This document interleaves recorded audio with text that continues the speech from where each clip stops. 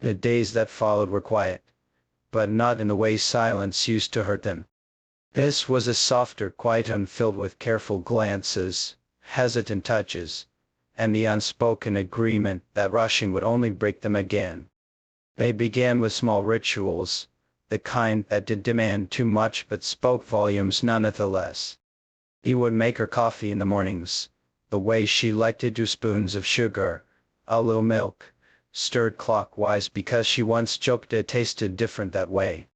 She would leave a book on the arm of his chair before bed, knowing he would smile when he saw it because it was one had been meaning to read for years. These gestures were not grand declarations of love. They were stitches in the torn fabric of what they once shared, slow and deliberate. But healing was never linear. Some days, the air between them felt light, like they could breathe each other in without resistance. Other days, the shadows of old wounds crept in, uninvited. There were moments when she would catch herself pulling away mid-laugh, afraid that letting him in too much would give him the power to hurt her again. There were nights when he would wake to find her staring at the ceiling, eyes heavy with the weight of questions she was ready to ask. He knew better than to push. Instead, he'd take her hand under the covers, a silent reminder that he was still there. Conversations became longer, deeper. They talked about the things they'd avoided before, their fears, their flaws, their different ways of loving. She told him about the years before they met, about the walls she built not to keep people out, but to keep herself safe. He confessed the mistakes he made, not just with her, but in life, and how each one carved him into the man sitting beside her now.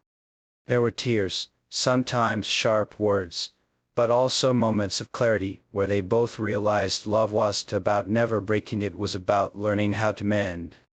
One rainy evening, they found themselves sitting by the window, watching drops slide down the glass. She leaned against his shoulder, her voice low but steady. "You know we're not who we were before. We'll never be that again." He kissed the top of her head. "Good. Because maybe this time, we'll be better." And in that moment, she realized something. The past might always live in the corners of their hearts, but it didn't have to dictate the shape of their future. They were no longer fighting to go back to what they had. They were slowly, tenderly building something new. It came on a Thursday, quietly, like most storms do before they tear open the sky. He was late over an hour past when he said he'd be home.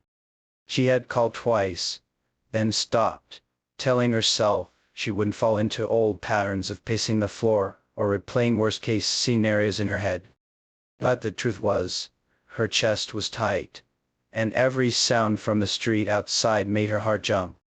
She remembered too well the feeling of waiting for someone who never came, the way doubt could slip through the smallest crack and multiply. When he finally walked through the door, rain clinging to his coat and hair, she didn't greet him right away. He set down his bag, saw her in the kitchen, and paused, dreading the stiffness in her shoulders, the way her fingers curled around the edge of the counter like she needed to hold on to something solid. "And sorry," he began, his voice low. "I should've called. There was an issue at work." She cut him off, not sharply, but with the kind of quiet that could hurt more than shouting. "I don't care about the work, I care about the not knowing. Do you understand what that does to me?" He stepped closer, the air between them heavy with the choice they both had, retreat into defensiveness, or step forward into vulnerability. "I do," he said, and for once, she believed him. "I wasn't just late, I was scared you'd think I was disappearing again. So I kept telling myself I'd call as soon as I was done, but it kept dragging on." He shook his head, almost at himself. That was the wrong choice. Her eyes softened, but the edge did disappear. "If we're doing this," she said slowly, "you can't leave me in that space where my mind starts building stories out of silence." He reached for her hand, wet from the condensation of the glass she'd been holding. "And if we're doing this, you have to tell me when you're scared, instead of locking it in, Let me be the one to break that silence. It was the perfect conversation. There were pauses where they searched for the right words, moments where emotion threatened to pull them backward. But they stood there, facing each other, neither walking away. Later that night, she found a note on the kitchen counter in his handwriting. I won't always get it right, but I won't stop trying. She folded it carefully, tucking it into her journal not as proof of perfection, but as a reminder that love was a series of choices, made over and over again. He sat in the armchair by the window, the curtains drawn just enough to see the street. His phone lay on the table beside him, the screen glowing every so often when a new message from Hamid appeared, updates, questions, warnings. Sarah lay in bed, pretending to sleep, but every time she turned, she saw the rigid outline of his shoulders in the dim light. Around 3 in the morning, she heard the faint, unmistakable sound of him unzipping the leather bag he kept in the bottom of the wardrobe. A metallic clink followed, then the soft thud of something heavy being set on the floor. She sat up. "Ian, what are you doing?" His voice was steady but distant. "Making sure he never comes back." Her stomach twisted. "What does that mean?" Ian didn't answer right away. He reached into the bag again and pulled out a small black case. He placed it on the bed beside her, and opened it. Inside, a clean, compact revolver lay nestled in foam padding, its surface catching the light like water. Sarah's breath caught. "Where did you get that?" "Does it matter?" His eyes finally met hers, hard and unblinking. "You think Arif will stop because we tell him to, because we threaten him? He's playing a long game, Sarah. He's counting on the law to keep him safe, and not going to give him that advantage." "You can't," she started, but he cut her off. "I can, and I will."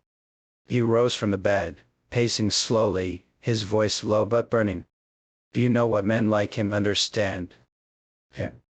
A kind that sinks into your bones and makes you think twice before stepping into the light.